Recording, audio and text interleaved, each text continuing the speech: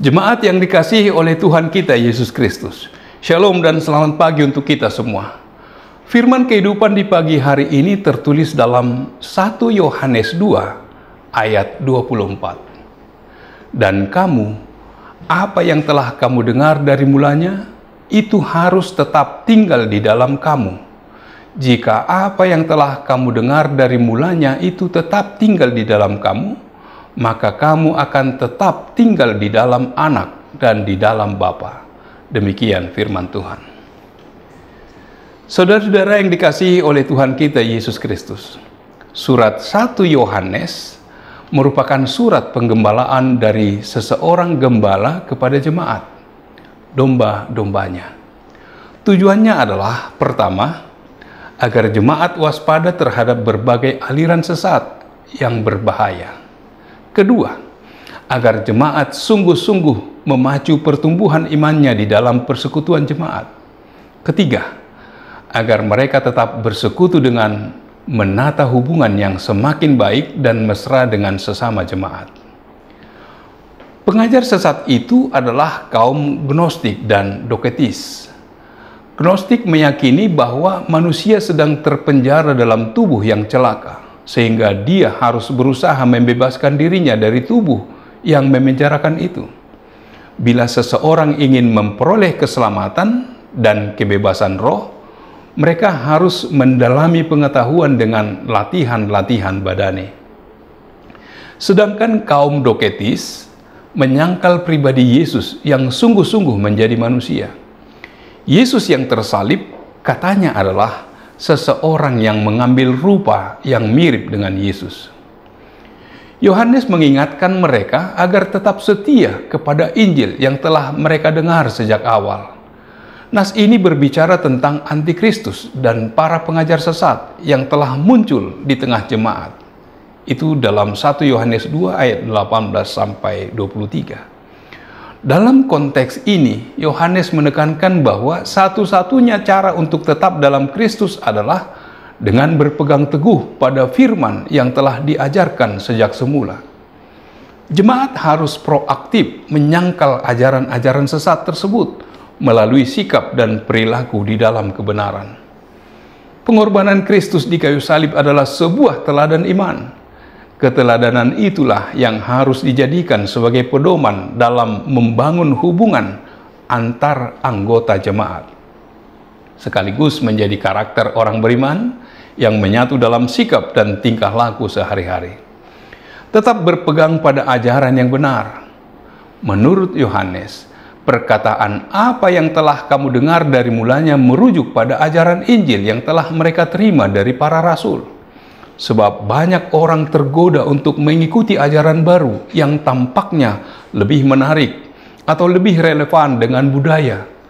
Namun, Yohanes mengingatkan bahwa hanya ajaran asli yang berasal dari Kristus yang dapat membawa kita pada keselamatan sejati.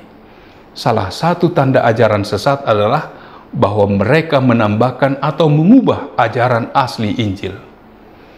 Yohanes memperingatkan bahwa jika seseorang tidak berpegang pada ajaran yang benar, ia tidak akan tinggal dalam Anak dan Bapa.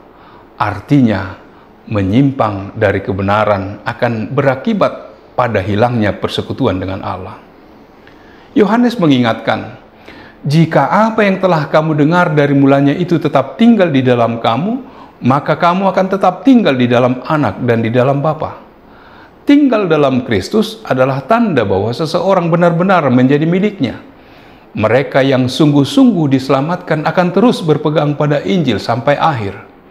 Dalam ayat sebelumnya dikatakan, memang mereka berasal dari antara kita, tetapi mereka tidak sungguh-sungguh termasuk pada kita.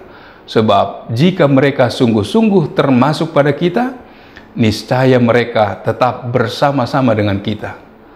Tetapi hal itu terjadi supaya menjadi nyata bahwa tidak semua mereka sungguh-sungguh termasuk pada kita.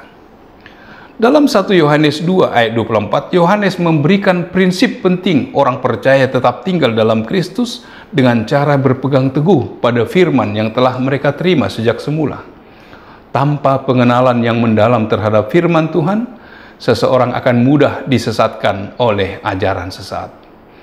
Orang yang tetap berpegang pada Injil telah dilahirkan kembali. Sebaliknya, mereka yang meninggalkan Injil tidak pernah menjadi bagian dari umat Allah.